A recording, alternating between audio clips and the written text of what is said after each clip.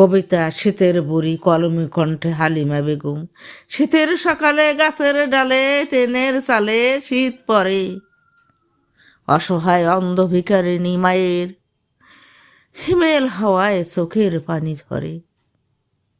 কনকনে হাড় কাঁপানো শীত, এই শীতে পাখিরে সব গায়ে না গে।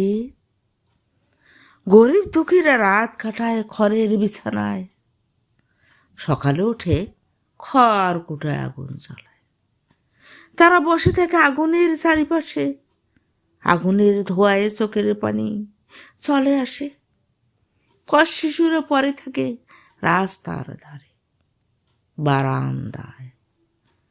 ভীষণ ঠান্ডায় শিশুরা অকালে প্রাণ হারায়। ধনীরা সব লেপ কাতা দিয়ে গা থাকে মরিয়ে, বস্ত্রহীন শীতের বুড়ি রাত কাটায় ছটপটিয়ে।